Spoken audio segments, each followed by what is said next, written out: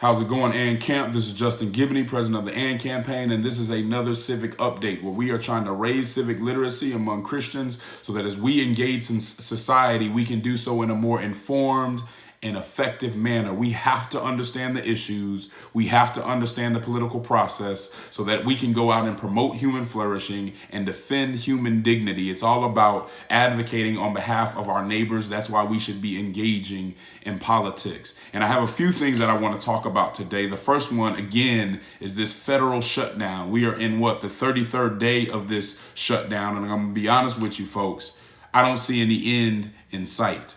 It doesn't seem like they're going to come to an agreement anytime soon. What we do know is that Nancy Pelosi, who is the Speaker of the House, said that she will not allow the president to give his State of the Union address from the House chambers until the shutdown is over. Initially, President Trump said that, he would just do it somewhere else. And then he decided that he will wait until the shutdown is over to give his State of the Union address.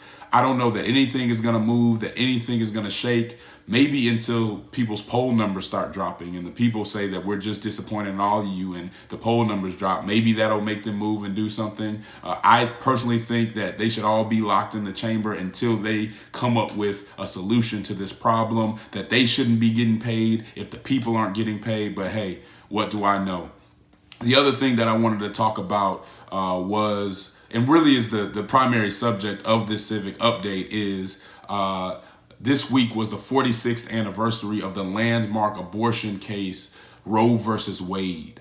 And to commemorate that anniversary, the state of New York passed the Reproductive Health Act on Tuesday. Now, some of you may recall that New York is the state where in 2013, more black babies were aborted than were born.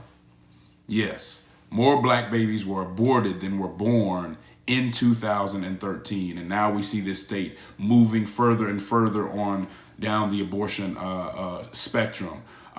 This particular bill does a few different things. One of the things that it does is that it allows medical professionals who are not doctors to conduct abortions. So it allows them to conduct abortions and you don't necessarily have to be a doctor. The other thing that it does that really got the most attention is that it really moves late-term abortions. It allows for late-term abortions in a way that is pretty much unprecedented. So basically, under this law, under certain circumstances, a woman can have an abortion up into her due date. And that is, again, almost unprecedented. Governor Cuomo got on television. He gave a statement saying that this was a historic vote, a historic moment. And I would have to agree, it is historic. But one of the things that we have to remember is that just because something is historic doesn't mean that it's good. Cardinal Timothy Dolan, who is the Archbishop of New York, actually signed a statement condemning this bill, condemning what the impact that this bill will have on the state of New York. And the reason that that's important is that Governor Cuomo is Catholic. So when you have the Archbishop of New York saying that I condemn this legislation, which is not something that they do on a regular basis, that means something, although it doesn't seem to have slowed Governor Cuomo down. He's on television everywhere really celebrating this move as if this is a really good thing. And let me say this before I get into the analysis. The abortion conversation is an important conversation, and it's one that must be handled with care. The AND campaign, as much as we can, we do as much as we can to make sure that we are looking at all the factors, that we are being compassionate about this issue, because it is a very serious issue that needs to be handled in a way that considers all the factors and the dynamics that go into it.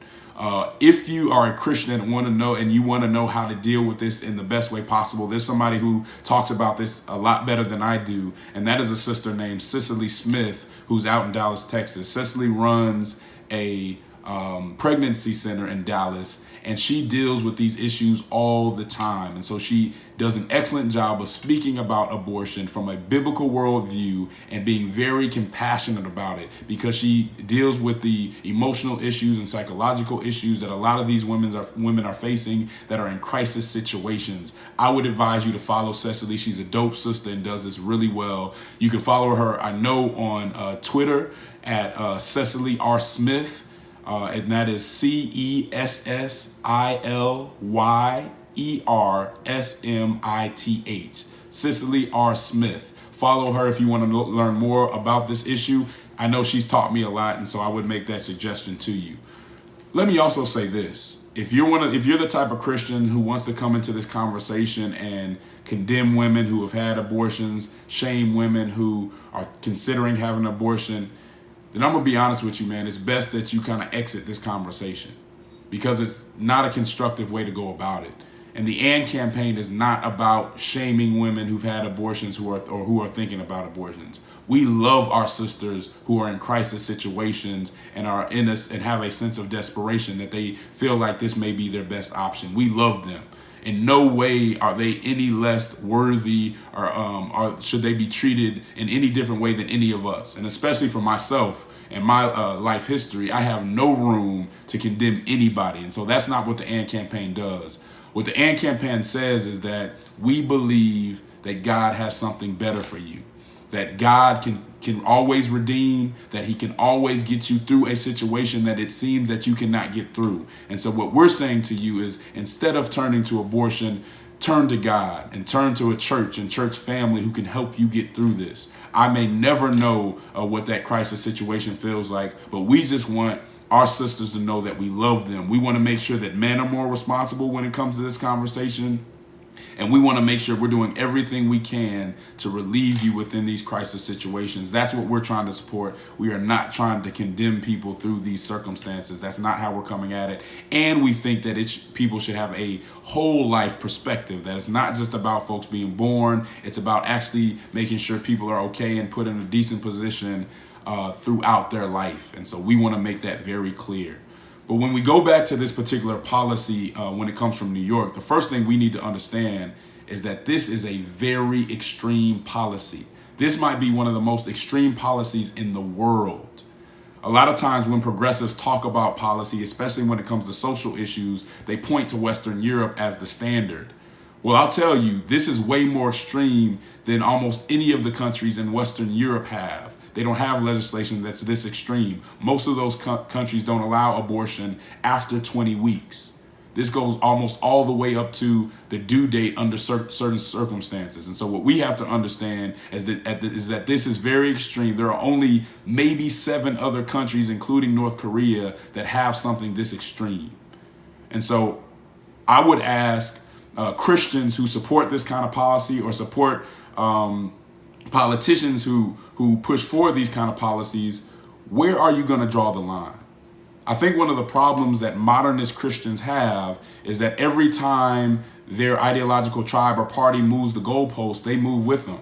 When they get more and more extreme, you just go with them. My question to you is, you don't have to agree with me, but my question is, where do you draw the line?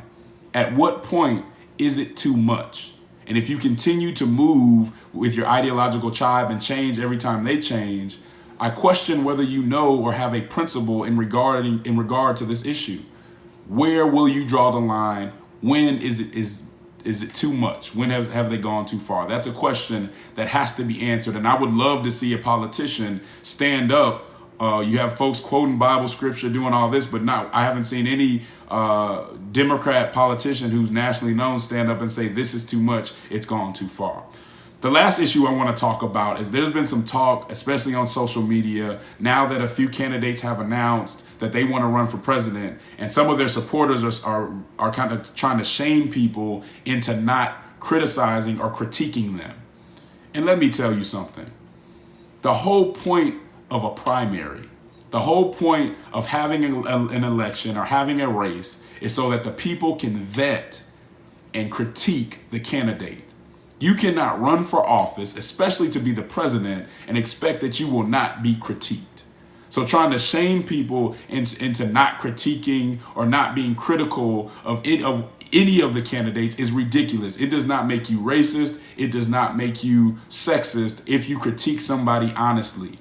And if we put somebody in office because they look like us or because we like how they talk or we like how they dress without critiquing them, then we are doing suffering people a huge disservice. We have an obligation to critique people, to vet people. That is part of the democratic process. Don't let anybody shame you into not critiquing somebody. If your candidate's as good as you say they are, they can stand up to a serious critique. Take care.